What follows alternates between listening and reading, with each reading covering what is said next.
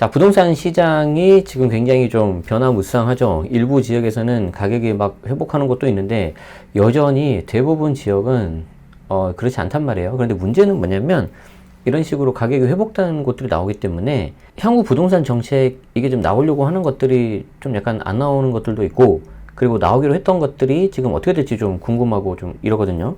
어떤 정책들이 더 나올 수 있을지 제 개인적인 생각을 전제로 해서 몇 가지 말씀드려 보도록 하겠습니다.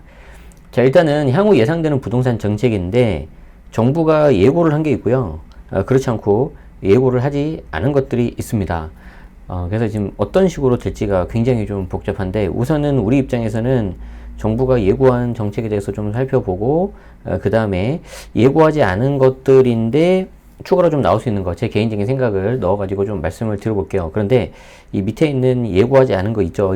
이거는 시장 상황이 조금 더 안 좋아져야 돼요. 그런 것들 좀 생각하시면서 보시면 좋겠습니다. 일단은 정부가 예고한 정책 중에 첫 번째가 뭐냐면은 바로 이 단기 양도세율이죠. 2020년 이전 수준으로 환원시킨다고 했는데 지금 현재는 1년 미만 70%, 그리고 1년 이상 2년 미만 60%, 주택하고 조합원 입주권도 마찬가지입니다. 지금도 간혹 가다가 댓글이 달리고 있어요. 제 유튜브 채널에. 분양권 같은 경우에는 2년 이상 보유하면 기본세율, 즉 6에서 40으로 알고 있다. 그게 문의를 주신 분이 계시는데 저도 그러면 좋겠습니다. 그렇지 않고요. 관련된 내용은 소득세법 양도세 세율 쪽 아마 104조인가 107조인가 104조일 겁니다. 그 소득세법을 보셔야 됩니다. 시행령을 보시는 게 아니고. 그래서 정부가 지금 바꾸려고 하는 게 1년 미만 45%, 그리고 1년 이상 같은 경우에는 단기 양도세율 폐지해서 즉 기본세율인 6에서 40으로 간다는 거고요. 주택과 조합원 입주권도 마찬가지로 이렇게 하려고 하는 거죠. 그런데 제가 조금 전에 말씀드린 것처럼 소득세 법이지 않습니까? 그래서 법을 개정을 해야 되기 때문에 이거는 국회 동의가 반드시 필요한 그런 상황이다. 그런데 야당이 현재 다수당이기 때문에 우리 입장에서는 조금 더 기다려야 된다.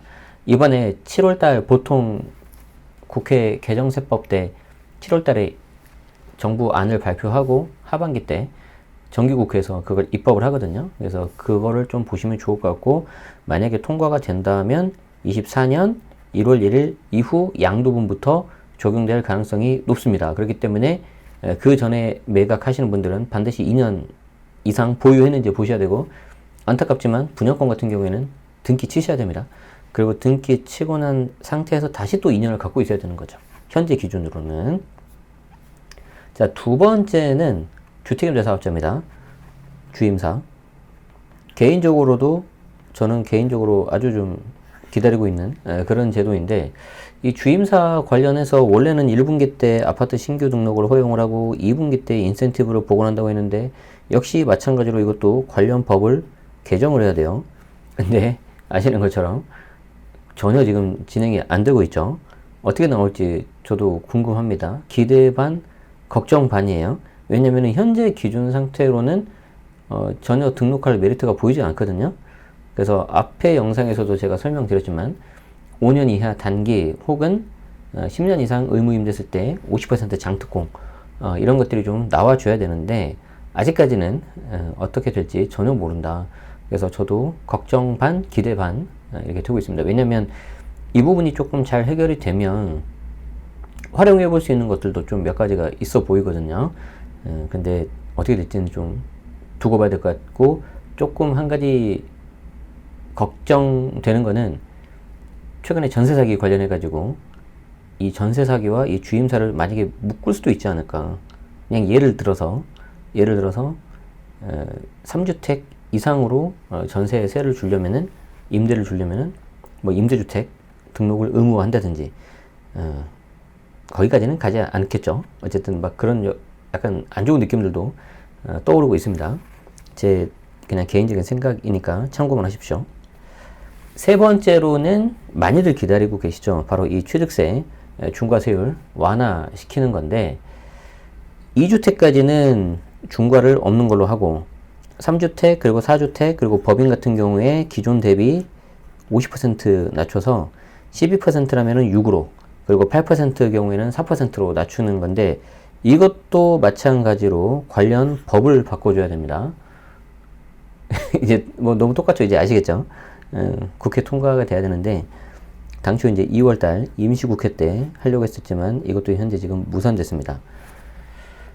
가장 좀 염려되는 분들 중에 몇몇 분들이 어떤 분들이냐면은 정부가 당시 보도자료를 내고 22년 12월 21일부터 소급 적용을 해주기로 했었거든요. 그래서 이거 믿고 사신 분도 계시단 말이에요. 저는 좀 약간 그렇게까지 하셔야 됐었나 하는데 지금 시간이 지나면서 사람들이 점점 또 잊어버리고 있습니다. 그리고 안 좋은 게 뭐냐면은 이 정책 관련해서 안 좋은 게 뭐냐면 일부 지역이 지금 좀 가격이 회복해 버리니까 정부 입장에서도 갑자기 면이 안 서버리는 거예요. 그리고 야당 입장에서는 거 봐라, 이것도 풀면 가격 불안해진다, 이렇게 되면 할 말이 없어지는 거죠. 그런데 다 회복된 것도 아닌데 어쨌든 개인적으로 좀 안타깝게 생각하고 기다리고 있는 그런 정책 중 하나입니다. 자, 그 다음 네 번째는 이것도 역시 정부가 예고한 정책인데 원래 이제 작년에 종부세 중과세를 싹 다 없애려고 했었죠.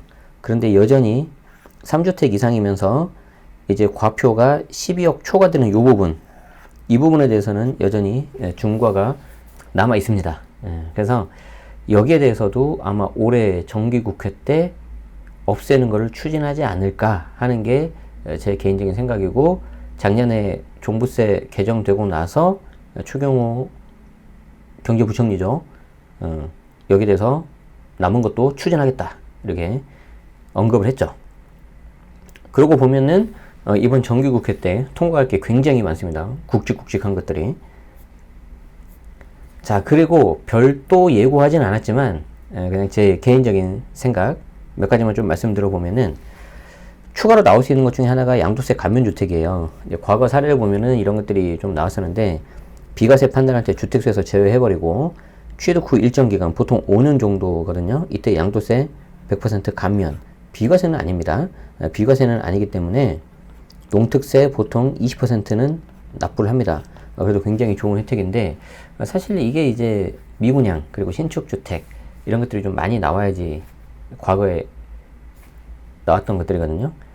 근데 지금 아까도 말씀드린 것처럼 일부 지역이 좀 좋아지고 그래 버리니까 조금 가능성은 낮지 않을까, 이렇게 생각이 들고, 대출 규제 추가 완화에 대해서 약간 나올 수도 있지 않을까 생각을 하는데, DSR은 그대로일 가능성이 좀 높아요. 이것도 마찬가지로 시장 상황 더 나빠져야지 더 풀리겠죠. 그리고 앞에서 말씀드렸던 주택임대사업자 추가 개편인데, 정부가 당초 보도자료 냈었던 거 보면은 좀 별다른 게 없어요. 그런데 여기에 대해서 뭐 단기라든지 장특공 추가를 한다든지, 그리고 아까 말씀드렸던 전세사기 대응책하고 좀 연계된다든지, 이런 것들도 좀 나올 수 있지 않을까 좀 생각을 해봅니다. 물론 지켜봐야 됩니다. 그래서 중요한 거는 여러분들이 이런 내용들을 좀 보시고 내 상황에 맞는 게 뭐냐, 맞춤형으로 어떤 전략을 좀 세우셔야 될 것 같아요. 왜냐면 각자 처한 상황들이 다 다르기 때문에. 그래서 계속해서 제 유튜브 그리고 블로그, 네이버 프리미엄 등에서 이런 내용들을 좀 설명을 드리면서 활용할 수 있는 방법에 대해서도 같이 말씀을 드리도록 하겠습니다. 자, 여기까지고 도움되셨다면 좋아요, 구독, 알림 설정 하시면 다음에도 편하게 받아보실 수 있겠습니다. 검색창에서 제네시스 박이라고 검색을 해주세요. 시청해주셔서 고맙습니다.